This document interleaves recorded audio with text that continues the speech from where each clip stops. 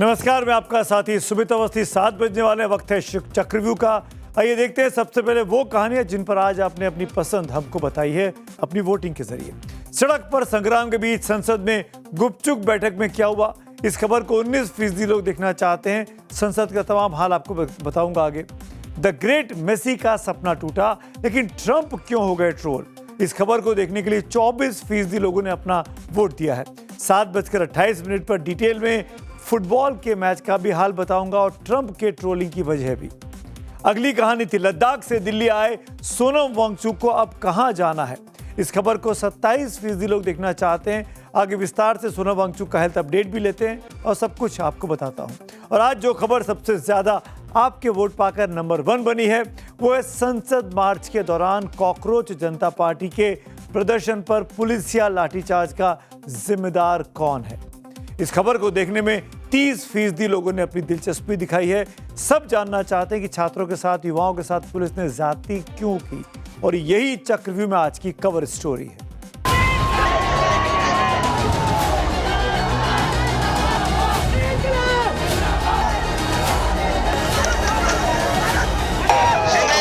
अपनी आवाज रखने से कोई नहीं रख सकता।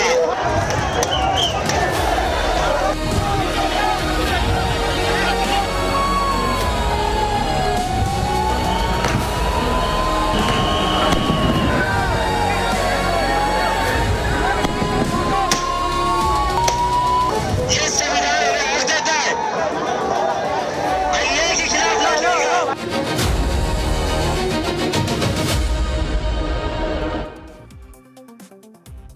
एक दुबला पतला इंसान, शरीर पर सिर्फ एक छोटी सी धोती, हाथ में एक लाठी और आंखों में गजब का आत्मविश्वास। बापू के हाथ में जो लाठी थी वो किसी पर प्रहार करने के लिए नहीं, बल्कि खुद के पैरों पर अडिग खड़े रहने का सहारा थी। इस लाठी को गांधीगिरी का आप एक अहम औजार भी कह सकते हैं। दरअसल किसी के हाथ में लाठी हो और उसके बावजूद भी वो ये कहे कि अगर आपके गाल पर कोई एक थप्पड़ मारे तो आप दूसरा गाल भी आगे कर दो, इसी को तो आप अहिंसा की शक्ति कहेंगे, गांधीगिरी कहेंगे। यानी यही वो शक्ति है जो आत्मबल है, जिसका जवाब है बिना डरे लाठी के सामने भी बेखौफ सीना ताने खड़े होकर दिया जा सकता है। दिल्ली के कॉकरोच जनता पार्टी के प्रदर्शन से आज एक ऐसी ही तस्वीर निकलकर सामने आई है। इस तस्वीर को ध्यान से देखिए। इस तस्वीर में भी लाठी है, लेकिन ये लाठी दिल्ली पुलिस की है, जो अपने ही देश के युवाओं पर बरस रही थी। जब दिल्ली पुलिस प्रदर्शनकारियों पर लाठीचार्ज कर रही थी, चारों तरफ अफरा तफरी मची थी, प्रदर्शनकारी इधर उधर भाग रहे थे, तभी ये लड़का सुरक्षा बलों को सामने लाठी खाने के लिए जबरन खड़ा हो गया। वो चाहता तो भाग सकता था, वो चाहता तो पलटकर पुलिस वालों पर हमला कर सकता था, लेकिन नहीं, वो वहीं खड़ा हो गया। ये ना तो भागा, ना पुलिस के डंडों से डरा, और उल्टा उसके सामने खड़े होकर सुनने लगा, कहने लगा, मारो मुझे। सुनिए जरा।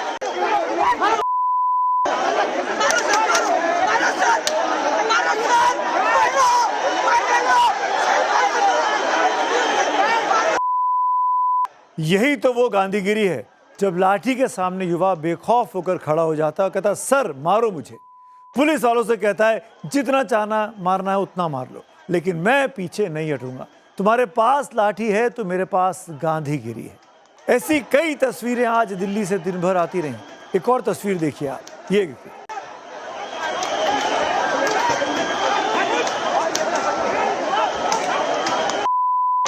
से पुलिस और आरएएफ के जवान लाठियां बरसा रहे थे देश के युवाओं पर। कहीं लाठीचार्ज हुआ तो कहीं आंसू गैस के गोले तक छोड़ने पड़े। ये अपने देश के युवा हैं जो अपने देश की शिक्षा व्यवस्था को दुरुस्त करने की मांग कर रहे हैं, जो कि पूरे देश की मांग है। सरकार भी यही चाहती है, विपक्ष भी यही चाहता है, लड़के भी यही चाहते हैं, बच्चे भी यही चाहते हैं, माँ बाप भी यही चाहते हैं। फिर किस बात का विरोध, फिर क्यों लाठियां बरसाई जा रही हैं अपने ही देश के युवाओं पर। गांधी तो अंग्रेजों से लड़ रहे थे, ये तो अपने देश के बच्चे हैं।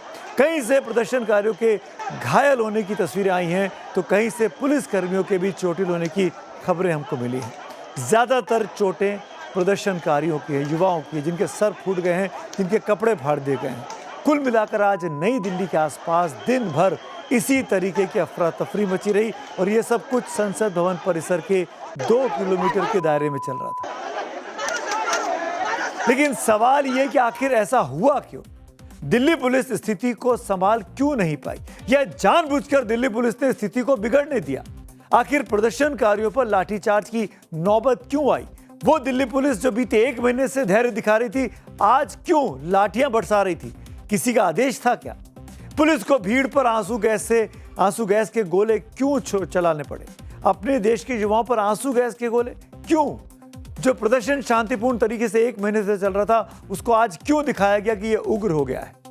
पिछले 1 महीने से जंतर मंतर पर बैठी कॉकरोच जनता पार्टी ने आज चलो संसद का ऐलान किया हुआ था।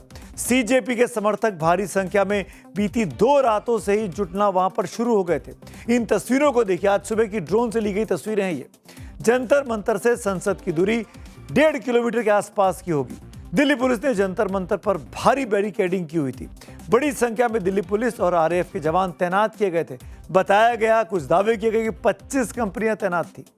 सीजेपी का मार्च सुबह 9 बजे से शुरू होना था, लेकिन पुलिस की बैरिकेडिंग की वजह से प्रदर्शनकारी आगे नहीं बढ़ पाए। उस वक्त हमारे संवाददाता विद्यानाथ झा वहां से रिपोर्टिंग कर रहे थे। देखिए क्या देखा उन्होंने। बैनर पोस्टर लेकर लोग धर्मेंद्र प्रधान के खिलाफ नारेबाजी करते हुए और हाथ में बैनर पोस्टर लेकर यहाँ पर लोग नजर आ रहे हैं। बड़ी संख्या में अब देखिए धीरे धीरे यहाँ पर फिर से छात्रों का जुटना शुरू हो गया है। बैरिकेड लगाकर इन सभी को रोका जा रहा है और इस्तीफे की मांग लगातार हो रही है। धर्मेंद्र प्रधान जो कि शिक्षा मंत्री हैं, उनके इस्तीफे की मांग हो रही है। लड़के बीते 1 महीने से गांधीगिरी दिखा रहे थे, शांतिपूर्ण तरीके से जंतर मंतर पर बैठे थे, सरकार पर दबाव बना रहे थे कि जवाबदेही तय हो, शिक्षा मंत्री की जवाबदेही तय हो, क्यों बार बार पेपर लीक होता है। लेकिन आज इसी गांधीगिरी को एक तरीके से निशाना बनाया गया पुलिस की लाठियों के जरिए। जो दिल्ली पुलिस कल तक सोनम वांगचुक को जंतर मंतर से उठाकर ले जाने पर कह रही थी कि उसने बड़ा शानदार काम कर दिया, 30 सेकंड में 60 सेकंड में चुपचाप उठाया, उनको लेके चले गए, भगा के ले गए, वो दिल्ली पुलिस आज सवालों के घेरे में थी अपने इन्हीं तस्वीरों की वजह से, जब वो लाठियां बरसा रही थी। जब नई दिल्ली जिले में धारा 163 लगी थी तो प्रदर्शनकारी इतनी बड़ी संख्या में इकट्ठा कैसे हो रहे थे? सब पुलिस की भारी संख्या में तैनाती की गई थी, तो हालात को संभालने में दिल्ली पुलिस कमिश्नर जो कल तक वाहवाही ले रहे थे, नए कमिश्नर, वो आज फेल कैसे हो गए? क्यों पुलिस अधिकारियों की रणनीति संवाद के बजाय सीधे लाठीचार्ज और आंसू गैस पर आकर टिक गई? पुलिस क्या पहले से मन बनाकर बैठी थी कि इन युवाओं पर लाठियां बरसानी है, आंसू गैस के गोले छोड़ने हैं? क्योंकि कल रात को अचानक जंतर मंतर के आसपास से बैरिकेडिंग हटा ली गई थी। वहां जो कैमरे लगाए गए थे सीसीटीवी के, वो भी पुलिस ने हटा लिए थे। क्या दिल्ली पुलिस खुला आमंत्रण दे रही थी कि आप संसद की ओर आगे बढ़ो और हम आप पर हमला करेंगे? क्या ये सब रणनीति का हिस्सा था? क्या पुलिस का खुफिया तंत्र पूरी तरीके से फेल हो गया, या जानबूझकर हालात को इस मोड़ तक आने दिया कि इस प्रोटेस्ट को बदनाम कर दिया जाए? पुलिस का दावा है कि प्रदर्शनकारियों की तरफ से उन पर पथराव किया गया था, जिसके जवाब में बल प्रयोग करना पुलिस की मजबूरी हो गई थी। पुलिस ने कहा कि हल्का बल का प्रयोग किया गया है, लेकिन जो तस्वीरें मैंने आपको दिखाई, हमारे कैमरे में कह दूं, क्या वो हल्का बल कहलाएगा? आप खुद तय करिएगा। हालांकि इस तस्वीर में पुलिस वाले देखिए कैसे खुद पत्थर फेंकते हुए दिखाई देंगे।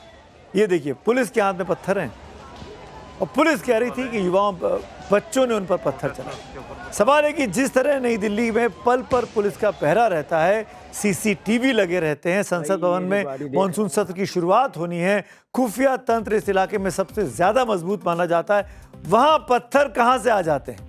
ये कोई गांव तो था नहीं, कोई ग्रामीण इलाका तो था नहीं जब कोई कच्चा रास्ता और पत्थर पड़े हो। यहां पत्थर कहां से इकट्ठे हो गए? इस बीच सोशल मीडिया पर एक तस्वीर और वायरल हुई है, इसको आपको ध्यान से देखना चाहिए। ये ट्रक, पत्थरों से भरा एक ट्रक जंतर मंतर के बाहर खड़ा दिखाई दिया। दावा किया गया दिल्ली पुलिस पर हमला करने के लिए ये पत्थर लाए गए थे, ऐसा कहा गया। लेकिन खुद अभिजीत दीपके ने भी ये वीडियो शेयर किया।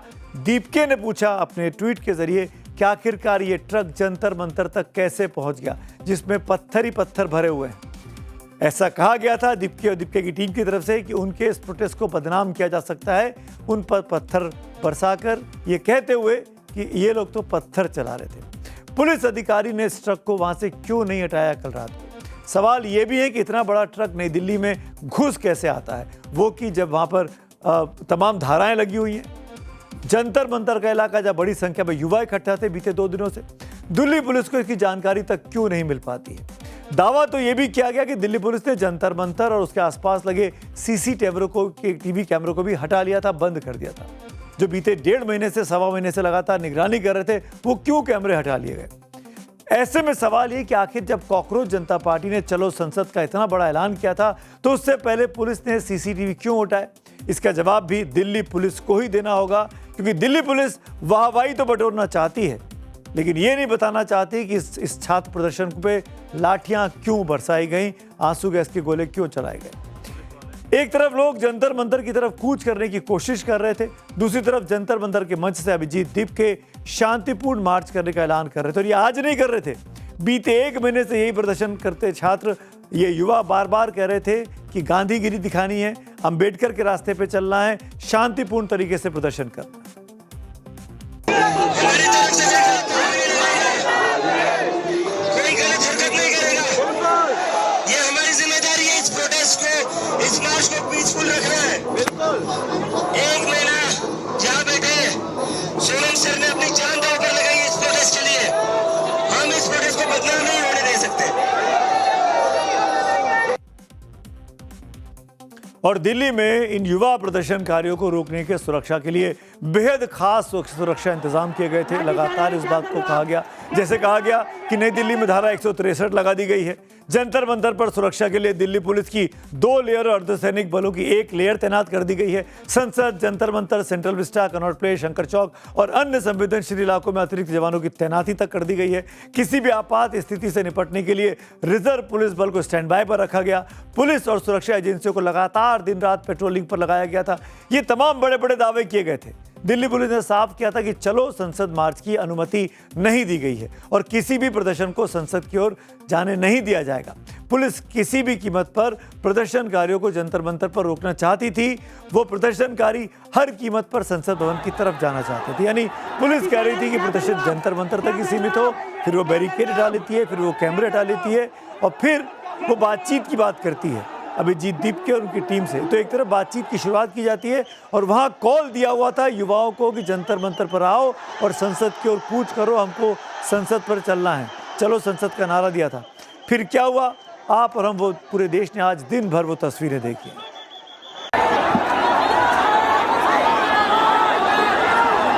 लाठी चला, क्या कर रहे हो आप? क्या कर रहे हो आप? क्या कर रहे हो? दौड़ा दौड़ा के लाठियां बरसाई गई, दौड़ा दौड़ा के। प्रदर्शनकारियों ने जैसे ही संसद मार्ग की तरफ बढ़ना शुरू किया था, सुरक्षा बलों ने छात्रों पर लाठियां बांधनी शुरू कर दी। इससे हालात और बिगड़ गए। सीजेपी ने आरोप लगाया कि पुलिस ने सोनम वांगचुक की पत्नी गीतांजलि जी के साथ भी मारपीट की है, उनके बाल तक खींचे। जब लाठीचार्ज के काम नहीं चला तो प्रदर्शनकारियों की भीड़ को तितर-बितर करने के लिए पुलिस ने आंसू गैस के गोले दागने शुरू कर दिए।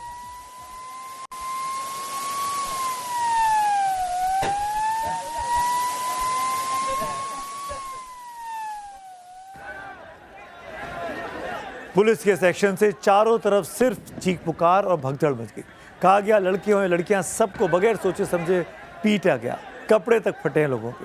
लेकिन फिर भी प्रदर्शनकारी पीछे हटने को तैयार नहीं थे। जगह जगह लोग नारेबाजी करने लगे थे। ये लोग एक ही डिमांड कर रहे थे कि जवाबदेही तय हो, सरकार के साथ बातचीत का रास्ता खुले और धर्मेंद्र प्रधान जो कि शिक्षा मंत्री हैं उनका इस्तीफा हो। लेकिन बीते 1 महीने से जब से प्रदर्शन चल रहे थे, कोई बातचीत की पहल सरकार की तरफ से नहीं हुई। इट्स वेरी अनफॉर्चुनेट कि एक अच्छे मुद्दे के ऊपर बात करने के लिए, जो कि यूथ का भविष्य है, एजुकेशन के मुद्दे के बात करने के लिए इस कंट्री में इतना बड़ा प्रोटेस्ट करना पड़ता है, जो कि ये सब अवॉइड किया जा सकता था और ये पहले ही ये बात की जा सकती थी। ये बहुत ही अनफॉर्चुनेट है कि हम इस सिचुएशन पे आ गए इस देश में कि हर एक बात को दबाया जाता है और किसी को भी अपना मुद्दा उठाने के लिए दबाया जाता है और अननेसेसरीली एक ऐसा मुद्दा बनाया जाता है। आज दिल्ली में जो कुछ भी हुआ वो कतई नहीं होना चाहिए था। जिस संसद में देश के भविष्य का खाका खींचा जाता है, उसी संसद से कुछ ही दूरी पर देश का भविष्य अपनी किताबों, अपनी परीक्षाओं और अपने हक की खातिर लाठियां खा रहा था। लोकतंत्र में असहमति जताने का अधिकार सबको है। ये सबसे पवित्र संवैधानिक हक है।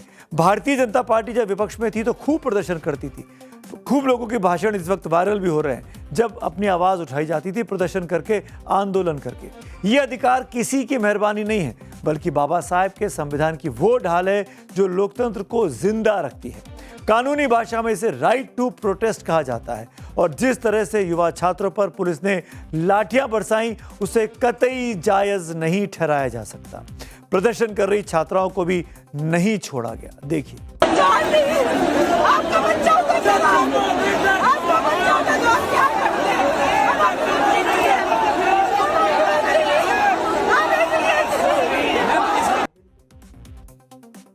इस बीच जिस नई दिल्ली की सड़कों पर संग्राम मचा हुआ था, उस वक्त सुबह करीब 11:30 बजे सोनम वांगचुक ने अस्पताल से एक पत्र लिखा, जिसमें उन्होंने संसद भवन तक होने वाले सीजेपी के मार्च में शामिल होने की इच्छा जताई। सोनम वांगचुक इस समय सफदरजंग अस्पताल में भर्ती कराए गए। दिल्ली पुलिस, आपको याद होगा, 2 दिन पहले उनको जंतर मंतर से जबरन उठाकर ले गई थी।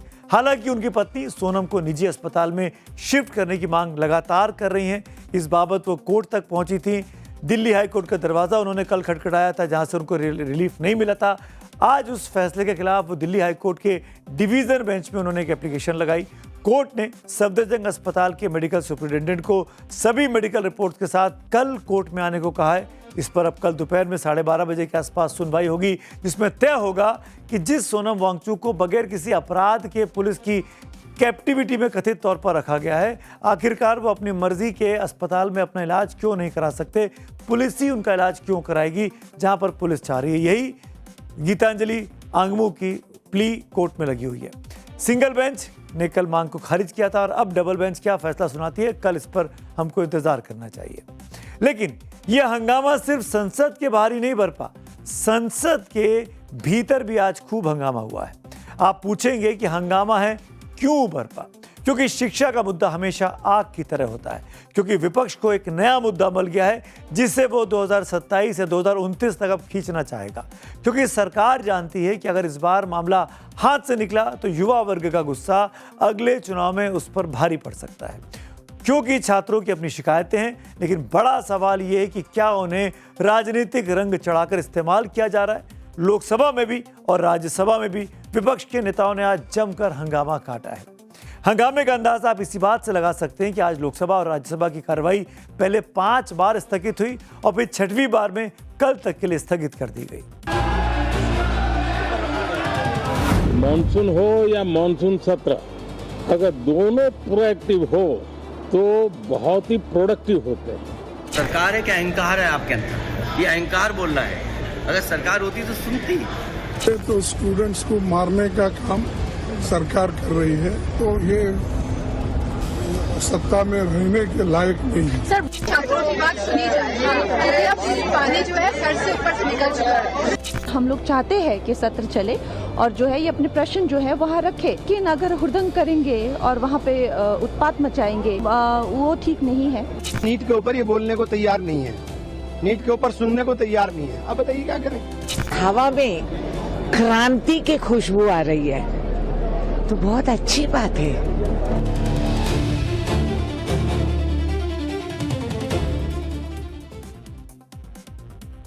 आज दिल्ली की सड़कों पर जो दिखा, जो भी हमने आपको दिखाया, उसे एक पल के लिए सिर्फ हंगामा मान भी लिया जाए, एक पल के लिए, तो जो नहीं दिखा वो राजनीति थी।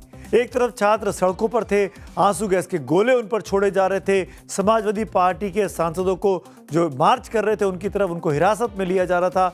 लेकिन असली कहानी तो 3 बंद कमरों की मीटिंगों में आज संसद भवन परिसर में छुपी हुई थी। 3 बड़ी मीटिंगें हुई हैं। पहली मीटिंग अखिलेश यादव और राहुल गांधी के बीच हुई। दूसरी मीटिंग शिक्षा मंत्री धर्मेंद्र प्रधान और गृह मंत्री अमित शाह के बीच हुई, जो करीब 3 घंटे से अधिक वक्त तक चली। गौर करने वाली बात तो यह भी रही कि इस मीटिंग में संसदीय कार्य मंत्री किरण रिजिजू भी मौजूद थे। और तीसरी मीटिंग सीजेपी यानी कॉकरोच जनता पार्टी के 2 सदस्यीय डेलीगेशन का केंद्रीय मंत्री, केंद्रीय स्वास्थ्य मंत्री जेपी नड्डा के साथ हुई मुलाकात थी। इन तीनों मीटिंगों के दौरान बंद कमरों में क्या सियासी रणनीति बनी, उसके बारे में आगे बात करेंगे। उससे पहले संसद के अंदर आज क्या हुआ, पहले उसे जान लेते हैं। आज मॉनसून सत्र का पहला दिन था। प्रधानमंत्री मोदी ने आज सत्र के शुरू होने से पहले संसद के दरवाजे पर खड़े होकर कहा, मॉनसून हो या मॉनसून सत्र, अगर दोनों प्रोएक्टिव हो तो दोनों प्रोडक्टिव होते हैं।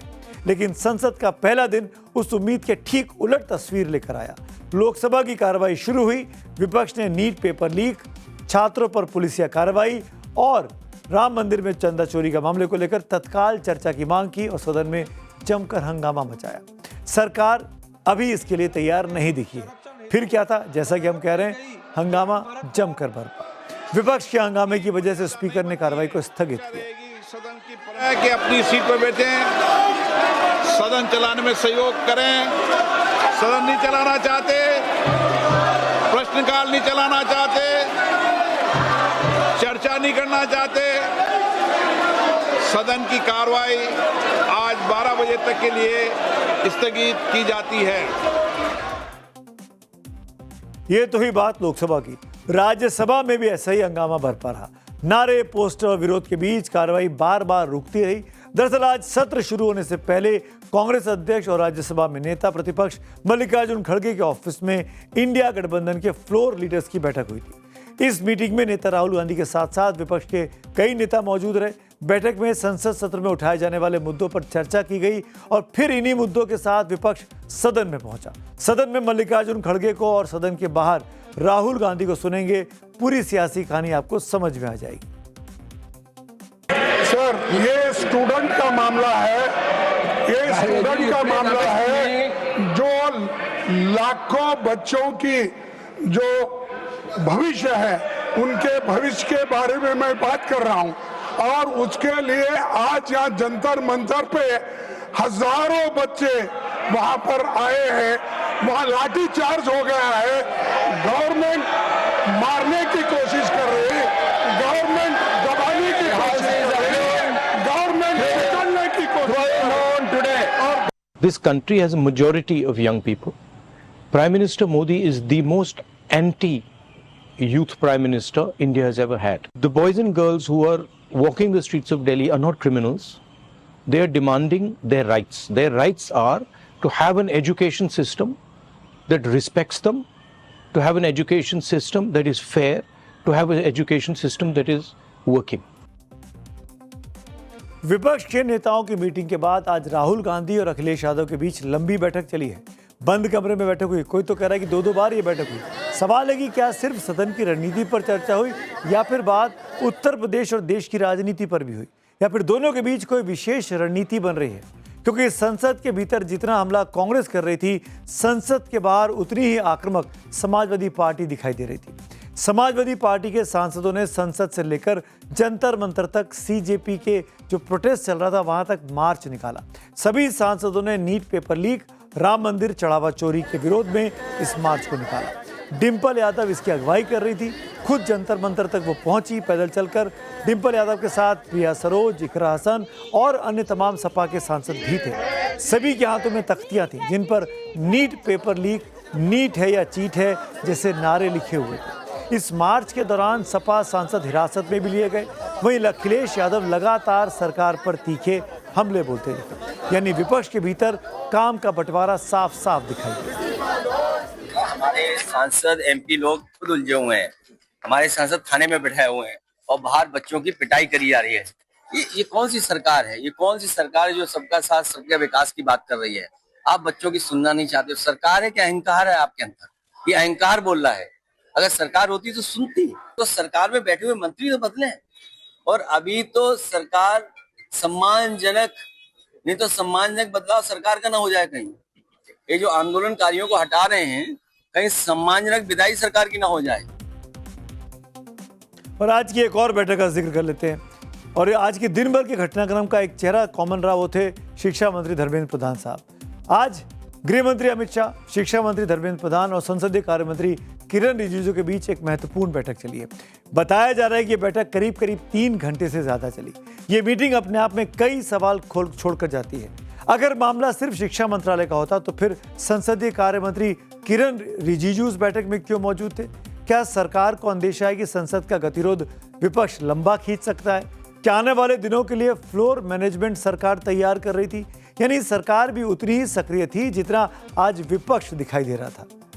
तीसरी बैठक जिसका जिक्र करना जरूरी है, जेपी नड्डा और सीजेपी प्रतिनिधि मंडल के बीच की है। इस बैठक के दौरान आज के दिन की सबसे दिलचस्प राजनीतिक तस्वीर सामने आई। प्रदर्शन कर रहे सीजीपी प्रतिनिधिमंडल ने धर्मेंद्र प्रधान को हटाने समेत अपनी मांगें सरकार के सामने रखी। इसी मुलाकात के लिए तो करीब 1 महीने से जंतर मंतर पर प्रोटेस्ट चल रहा था। सरकार चाहती तो पहले दिन या पहले हफ्ते में मुलाकात कर सकती थी और फिर आज जो लाठियां बरसी उसकी नौबत नहीं आती।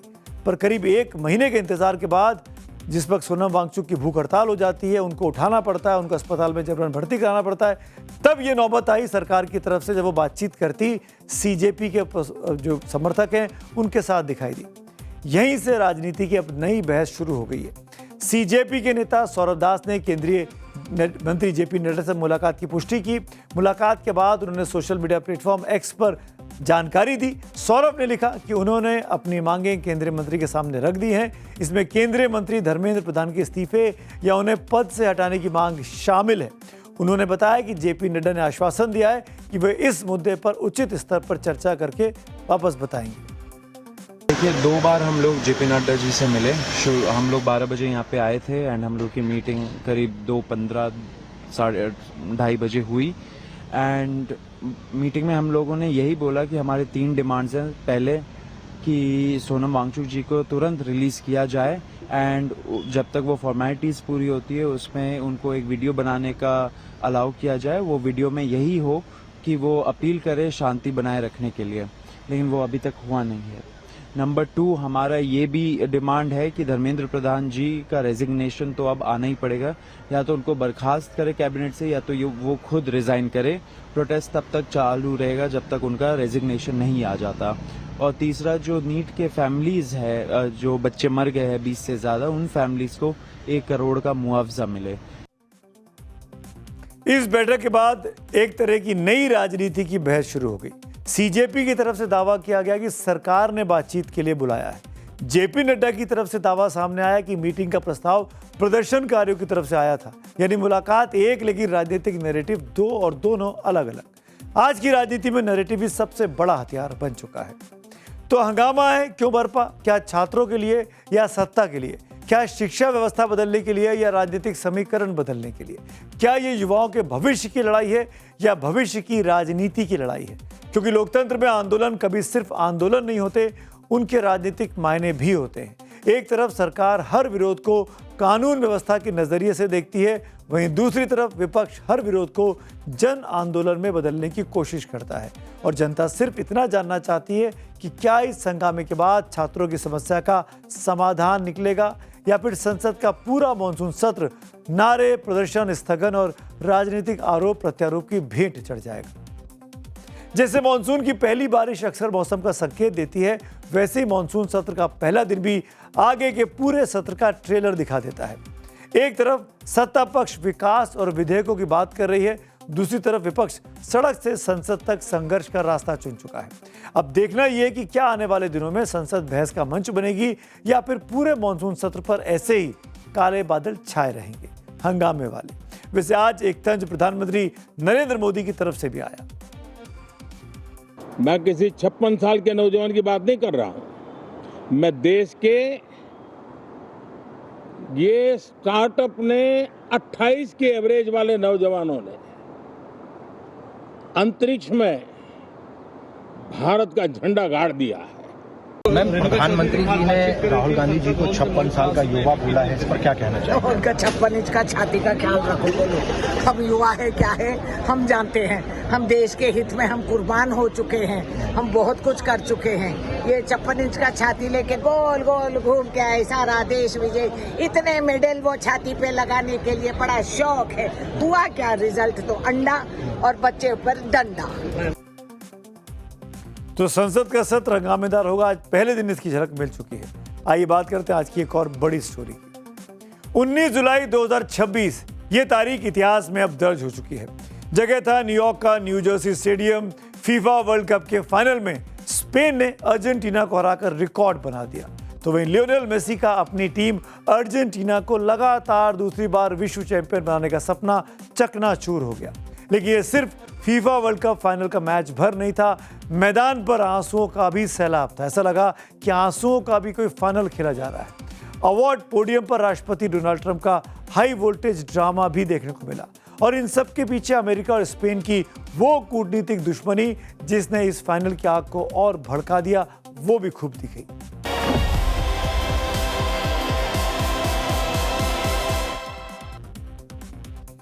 तो जैसे ही कल न्यू जर्सी मैदान पर मैच रेफरी की आखिरी सीटी बजी और इसके साथ ही टूट गया अर्जेंटीना के करोड़ों फैंस और द ग्रेट लियोनेल मेसी का दिल। स्पेन ने दरअसल अर्जेंटीना को 1-0 से मात देकर वर्ल्ड कप अपने नाम कर लिया। स्पेन की इस ऐतिहासिक जीत के बाद जश्न का सैलाब उमड़ पड़ा। कल का खेल वाकई में अर्जेंटीना बहुत ही खराब खेली। न्यू जर्सी स्टेडियम से लेकर स्पेन की सड़कों तक हर तरफ फैंस खुशी से झूम रहे थे। आतिशबाजी से आसमान रोशन हो चुका था।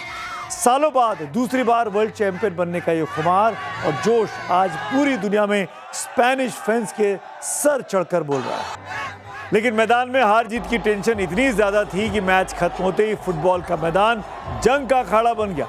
खिलाड़ियों के बीच तीखी बहस देखी गई और धक्का मुक्की हो गई, जबकि नतीजा आ चुका था। लेकिन इन सबके बीच एक तस्वीर ने पूरी दुनिया को भावुक कर दिया और ये वो तस्वीर है। हार के बाद नम आंखों से मेसी ने अपने से उम्र में 20 साल छोटे स्पेनिश स्टार लामिन यामाल को गले लगाया। ये वही लामिन यामाल हैं जिन्हें 2007 में मेसी ने एक चैरिटी के दौरान बाथ टब में नहलाया था। इस तस्वीर को ध्यान से देखिए। 19 साल पुरानी इस तस्वीर में लियोनेल मेसी जिस नन्हे से बच्चे के साथ हैं, वो आज का सुपरस्टार स्पेनिश टीम का लामिन यामाल है। यूनिसेफ के एक फोटो शूट के दौरान दोनों की मुलाकात हुई थी। देखिए क्या अजीब विडंबना है, 19 साल बाद ये दोनों मिलेंगे, फुटबॉल के मैदान पे मिलेंगे, ये कोई नहीं सोच सकता था। तस्वीर में यामाल की मां शीला भी दिखाई देती हैं। किसे पता था कि 19 साल बाद यही बच्चा मेसी के सामने वर्ल्ड कप के फाइनल में खड़ा होगा। दोनों के बीच आमने सामने का ये एकमात्र मुकाबला है। ये भी इतिहास में दर्ज हो गया और फुटबॉल के भगवान कहे जाने वाले मेसी के जीवन का ये आखिरी सपना, जो वो भरपूर कोशिश में थे कि पूरा हो, वो ना पूरा हो पाया।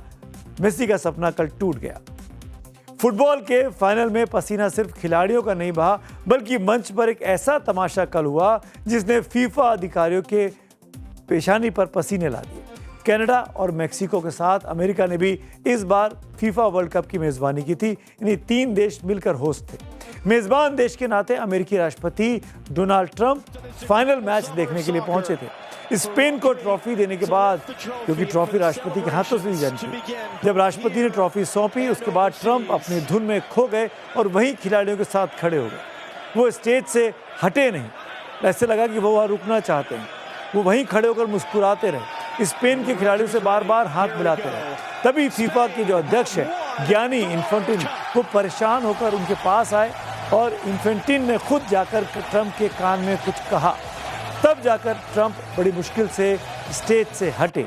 लेकिन जब वो हट रहे हैं तो आप देखिए स्पेनिश कप्तान उनको इशारा कर रहा है पीठ पे हाथ रख के कि उस तरफ जाइए। हालांकि सोशल मीडिया पर बवाल मचने के बाद अब ट्रंप को सफाई भी देनी पड़ी कि आखिरकार वो क्या कर रहे थे।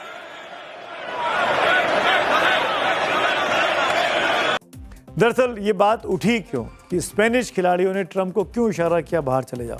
ये तस्वीरें वैसी थी जैसे ऑस्ट्रेलियन खिलाड़ियों ने हमारे देश में जब शरद पवार साहब के साथ ऐसा किया था क्रिकेट वर्ल्ड कप में। इस वर्ल्ड कप में ट्रंप का विवादों से दरअसल पुराना नाता रहा है। याद कीजिए राउंड 32 का वो मैच जब अमेरिकी खिलाड़ी फ्लोरिन बालोगन को रेड कार्ड मिला था। तब कहा गया था कि ट्रंप ने फीफा के अध्यक्ष को फोन घुमाया और कहा कि रेड कार्ड वापस ले लो, और वो हुआ भी था।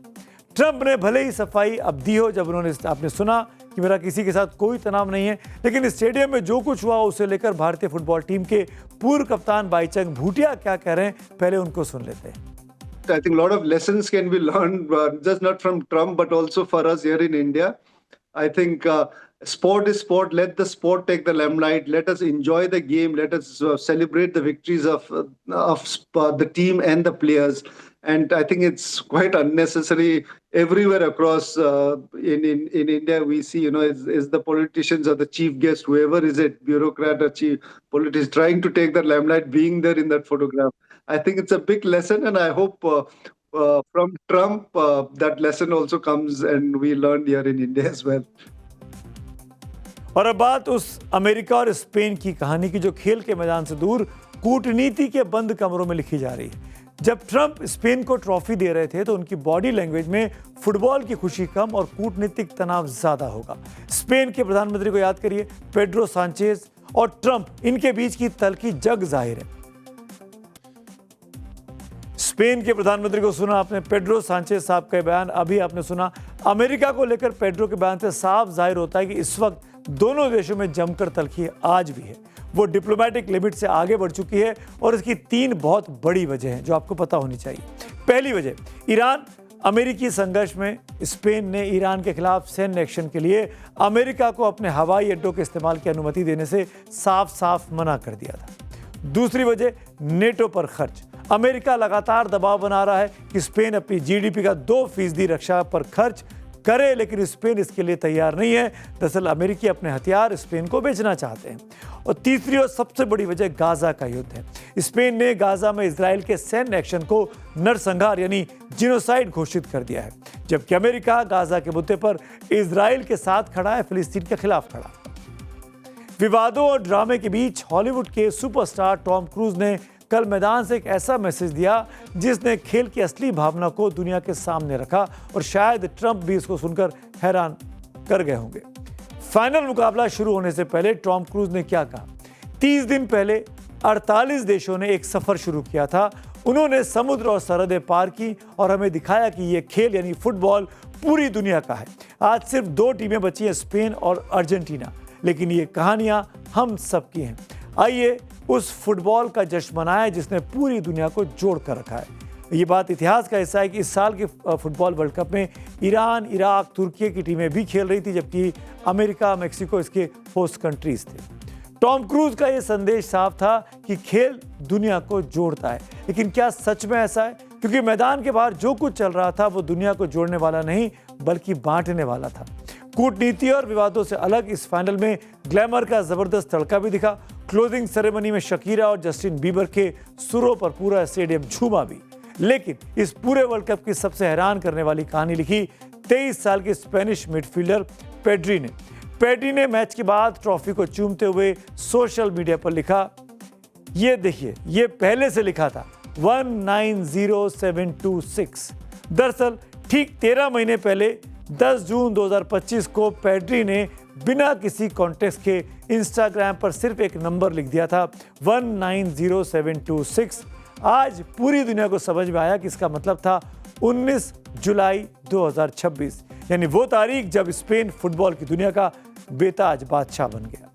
तो 2026 का ये वर्ल्ड कप फाइनल मैच सिर्फ एक मैच नहीं बल्कि भावनाओं, भविष्यवाणी, राजनीति और हॉलीवुड ड्रामे की एक पूरी ब्लॉकबस्टर फिल्म साबित हुआ। मेसी युग का अंत हो गया और स्पेन ने एक नए युग का शंखनाद अब कर दिया है। अब बात करते हैं आज की एक और कहानी की। अयोध्या में भगवान श्री राम के मंदिर में हुई चढ़ावा चोरी की गूंज आज फिर सुप्रीम कोर्ट में सुनाई दी है। सुप्रीम कोर्ट की आज की कार्रवाई से एक अहम इशारा मिल गया कि आगे चलकर देश की सर्वोच्च अदालत पूरे अयोध्या प्रकरण की जांच अपने मातहत कराने के बारे में भी सोच सकती है, जैसे कि आज सुप्रीम कोर्ट ने नई SIT बनाने का आदेश दे दिया है। सुप्रीम कोर्ट के रुख से लगता है कि जांच नई SIT भले करेगी, लेकिन उस पर नजर सुप्रीम कोर्ट की होगी। कुछ याचिकाकर्ता और बीजेपी के विरोधी ये स्वर उठाते आए कि अयोध्या में चढ़ावा चोरी कांड की जांच की निगरानी सुप्रीम कोर्ट को ही करनी चाहिए। आज सुप्रीम कोर्ट ने कहा कि वो अयोध्या में चढ़ावा चोरी के मामले पर बेहद गंभीर है। उसने इसीलिए नई SIT के गठन के आदेश दिए हैं। दरअसल यूपी सरकार की SIT ये जांच करने के लिए बनी थी कि मामला संज्ञेय अपराध है या नहीं। संज्ञेय अपराध का मामला मतलब होता है कि पुलिस बिना किसी वारंट के आरोपी को गिरफ्तार कर सकती है। जांच में SIT ने पाया था कि मामला संज्ञेय अपराध का है, इसीलिए उसमें FIR भी हो गई और अब गिरफ्तारियां भी हुई हैं। अब सुप्रीम कोर्ट ने जिस नई SIT बनाने के लिए कहा है वो SIT के आगे की पूरी जांच करेगी और उस SIT पर सुप्रीम कोर्ट की सीधी नज़र भी रहेगी। सुप्रीम कोर्ट ने यह भी इशारा किया कि 3-4 दिन में मामले को वो दोबारा सुन सकती है। याचिकाकर्ता की तरफ से सीनियर एडवोकेट देवदत्त कामत ने कहा कि चढ़ावा चोरी के अलावा एक और चीज़ ज़रूरी है, वो ये कि कई चढ़ाए गए आभूषण और सोना चांदी मंदिर पहुंचे ही नहीं है। दूसरी तरफ एक याचिका RJD के सांसद सुधाकर सिंह ने भी लगाई है, जिसमें वो इस मामले की सुप्रीम कोर्ट की निगरानी में CBI जांच की मांग करते आए हैं कि माननीय सुप्रीम कोर्ट के ही आदेश से राम मंदिर का निर्माण हुआ और माननीय सुप्रीम कोर्ट के आदेश के निर्देश में आलोक में जो वहां कमेटियां बनाई गई गृह मंत्रालय और प्रधानमंत्री जी के द्वारा, नृपेंद्र मिश्र वाली जो कमेटी थी, इस कदर भ्रष्टाचार में वो शामिल थे और पिछले 6 साल से लगातार वहां से कंप्लेन आ रहे थे कि और कार्यक्रम के आखिर में वक्त हो गया है पब्लिक व्यूज का। मेरा फेवरेट सेगमेंट भी संसद सत्र को लेकर है, पीयूष पुरी का। जब भी संसद चलने का समय आता है तो कोई ना कोई प्रोटेस्ट या खबर से संसद को बाधित कर दिया जाता है। ना संसद चलती है, ना लोग अपने सांसद को सुन सकते हैं। ऐसे ही पैसा बर्बाद होता है। तो आज मेरे साथ इतना ही, अब कल मुलाकात होगी। तब तक के लिए शुभ रात्रि।